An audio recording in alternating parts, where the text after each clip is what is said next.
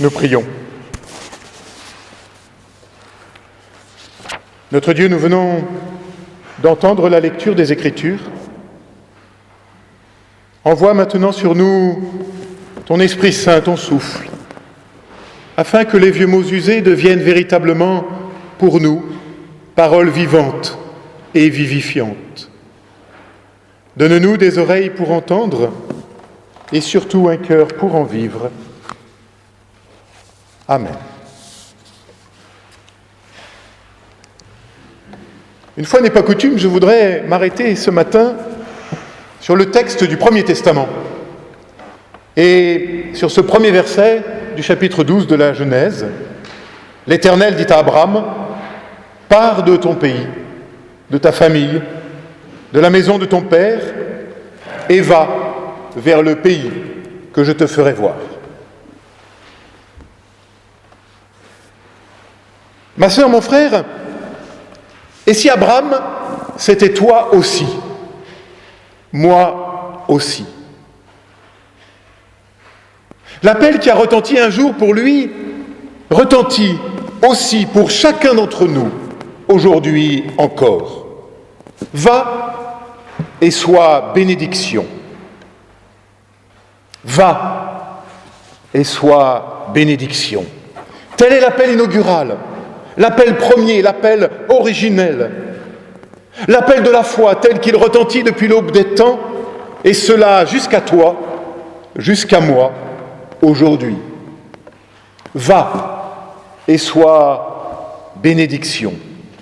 Par toi je bénirai toutes les nations de la terre. Voilà, me semble-t-il, le but, la finalité, l'orient de toute existence humaine croyante. Témoigner à temps et à contre-temps de la bénédiction. Davantage même, devenir acteur de bénédiction pour toutes les nations de la terre. Rien que ça. À la question que parfois nous avons entendue, « Dis papa, ça sert à quoi la vie ? Serait-ce seulement travailler ou se divertir ? Mais travailler pour qui ? Pourquoi ? Serait-ce seulement aimer ? Mais aimer qui ? Pourquoi ? Et comment aimer lorsque l'on a 13, 14 ans et que l'on ne sait pas encore vraiment qui l'on est ? Et le sait-on d'ailleurs jamais véritablement ?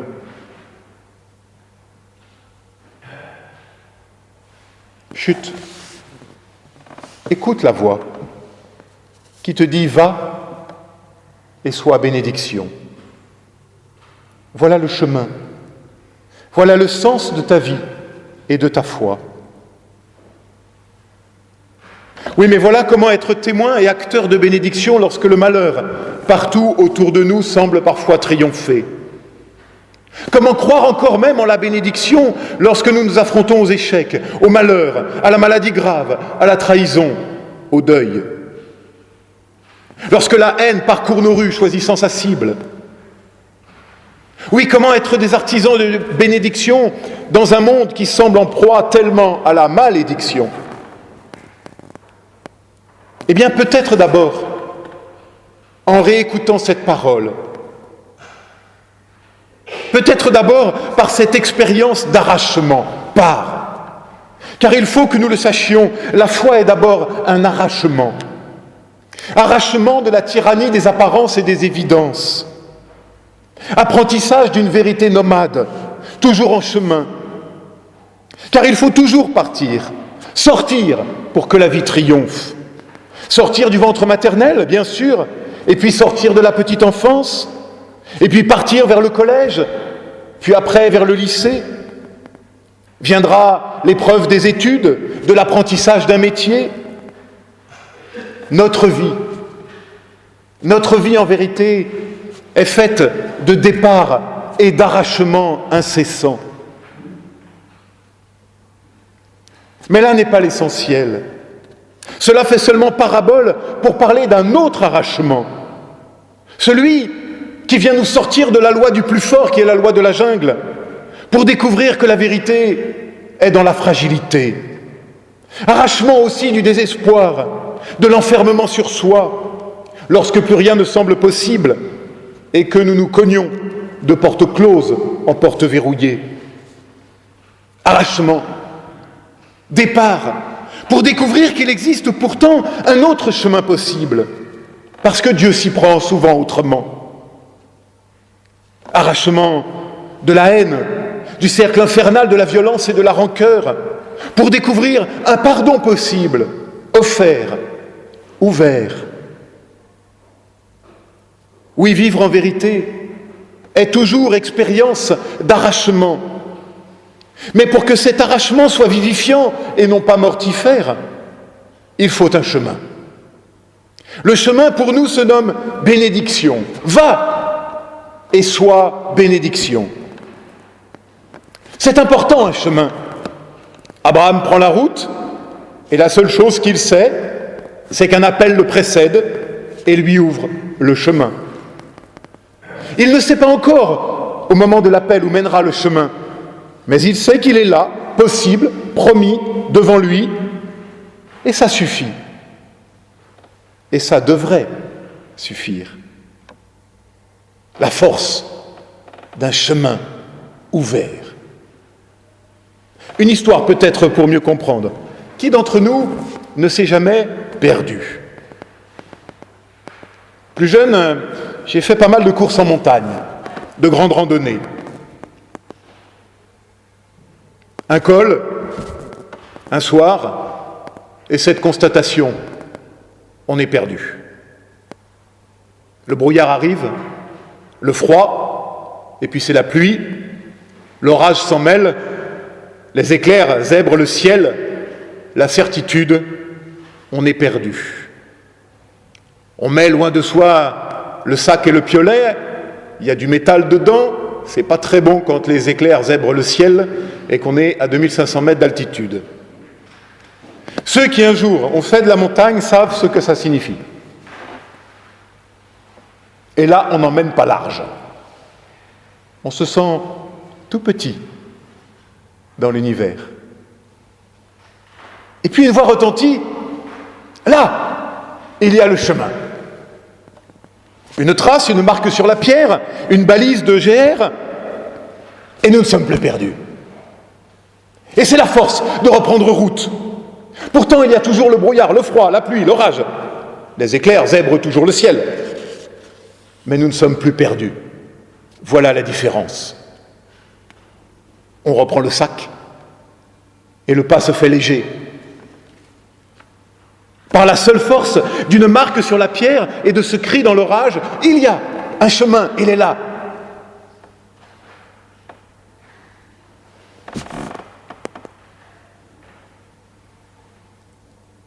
Version pour les plus grands. Je cite ces mots du rabbin et philosophe Marc-Alain Waknin. Il écrit « Tout tient au chemin. Nous sommes plus près du lieu recherché quand nous sommes en chemin que lorsque nous nous persuadons être arrivés à destination et n'avoir plus qu'à nous établir. N'oublie jamais que tu es un voyageur en transit. » Le mot chemin n'a pas nécessairement une signification spatiale, écrit-il. Il n'évoque pas quelques promenades champêtres ou forestières de la pensée vagabonde. Il est passage de la pensée elle-même. Le chemin met en mouvement, met en cause, en balance. Il invite et inquiète, incite et sollicite. L'homme du chemin n'est pas seulement l'homme juif, dit Waknin, c'est l'homme de manière générale.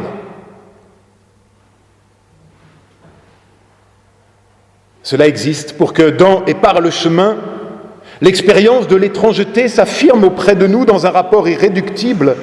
Cela existe pour que, par l'autorité de cette expérience, nous apprenions à parler, être homme, femme du chemin, c'est en tout temps être prêt à se mettre en route, exigence d'arrachement, affirmation d'une vérité toujours nomade. Fin de citation. Oui, c'est la première expérience de la foi. Il y a un chemin pour chacun d'entre nous. Par la seule force d'une parole reçue. Et ce chemin pour Abraham, comme pour toi, comme pour moi, comme pour nous, porte un nom, la bénédiction. Mais au fait, qu'est-ce que la bénédiction ? Bénédiction, en hébreu, vous connaissez le mot, se dit baraka. Mais la baraka, en hébreu biblique, c'est pas avoir la chance. Baraka, c'est la bénédiction. Et c'est étymologiquement le genou, l'articulation. En arabe d'ailleurs, souvenez-vous, comment on fait baraquer un chameau ? On le fait s'agenouiller. Ainsi, la bénédiction dit cet agenouillement possible devant la vie, devant l'autre et devant Dieu. Oh, pas un agenouillement servile, mais tout au contraire un agenouillement pour pouvoir mieux se relever, plus fort désormais de cette parole reçue. Davantage, la bénédiction dit cette articulation au plus profond de nous et entre nous, cette souplesse rendue possible dans nos relations afin de redonner souffle à nos vies si souvent à bout de souffle. La bénédiction, c'est la grâce d'entendre cette voix, cet appel à être, car nous naissons tous d'un appel. Un appel qui attend de nous, non pas une obéissance servile, qui serait immobilisme et attentisme, mais une obéissance en mouvement, une obéissance qui se risque. Notre texte de Genèse 12 fonde l'expérience de la foi. C'est la rencontre avec cet appel qui nous met en marche, qui nous entraîne au-delà des habitudes, des contraintes sociales, culturelles, religieuses. Va, quitte ton pays, celui de ton père, c'est-à-dire celui des convenances, des « il faut » ou « il ne faut pas », celui de tous les déterminismes. Non, va, pars, et sois bénédiction. Nous révélons l'essentiel. L'homme est un être de vocation. Il y a désormais cet appel à être, pour toi, pour moi, pour chacun d'entre nous. Vivre est un devoir-être. Vivre, c'est répondre à cet appel. Vivre, c'est naître à chaque pas.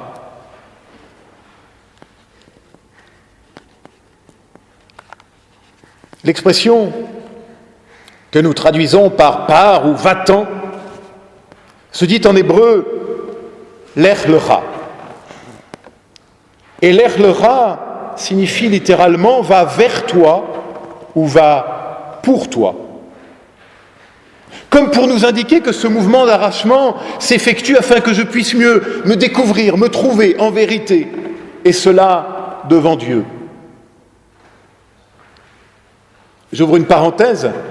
Cette expression étrange, l'air lecha, va vers toi, va pour toi, ne se rencontre à ma connaissance dans tout l'Ancien Testament que pour Abraham.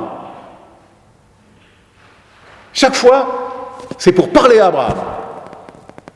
Et puis, une autre fois, une seule fois, dans le livre du Cantique des Cantiques, lorsque l'amant dit à la bien-aimée « Viens, mon ami, ma belle, et l'air lecha, va vers toi, va pour te trouver et nous trouver. » Car l'amour aussi est toujours un mouvement vers, tout à la fois arrachement et rencontre. Ainsi, dès l'aube de la Genèse, la Bible nous rappelle que l'humain est un être vert, pas un petit homme vert, mais un être vert, orienté, un être pour. Pourquoi ? Eh bien, pour la vie, pour la rencontre, pour la bénédiction, par, pour et avec l'autre et les autres. C'est cela, me semble-t-il, la foi, l'expérience d'une parole qui vient nous arracher à la tyrannie des apparences et des évidences et faire de nous non pas des êtres recroquevillés sur nous-mêmes, mais des êtres verts, des êtres en mouvement, des êtres appelés à devenir pèlerins de lumière. Qu'est-ce que la bénédiction ? C'est littéralement en français, comme pour le grec du Nouveau Testament d'ailleurs, dire le bien, dire le beau, dire le bon, Voilà notre vocation. Voilà ce que nous voulons dire à chacun et au monde. Sois toute ta vie un chercheur de beau, un éveilleur de bon, un traqueur de bien.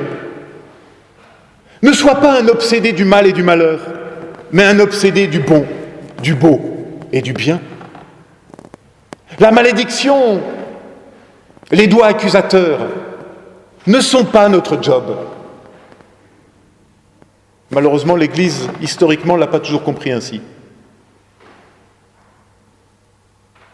Ce n'est pas notre vocation. Et le texte biblique dira d'ailleurs « malheur à la malédiction ». C'est cela que signifie pour moi cette étrange formule que vous avez entendue « je maudirai celui qui te maudira ». À travers cette expression vieille de plus de 3000 ans, il m'est signifié, me semble-t-il, deux choses. La malédiction n'est pas du ressort de l'homme. Elle est réservée à Dieu. Ce n'est pas notre problème. Et cela signifie aussi malheur à celui qui maudit, malheur à la malédiction, malheur au malheur, un peu comme Badinter disait « je réclame la peine de mort pour la peine de mort ». Parce que j'insiste, notre job, notre vocation, à nous autres chrétiens, c'est la bénédiction, rien d'autre. C'est de faire triompher, fût-ce au cœur de la nuit la plus épaisse, celle du désespoir, du chagrin, l'étincelle d'une lumière possible, et de devenir, à la suite d'Abraham, des chercheurs et des témoins de bénédiction, des pèlerins de lumière, par la seule force d'une parole reçue. Alors ma sœur, mon frère, soyons pèlerins de lumière, artisans de paix, soyons bénédiction. Amen.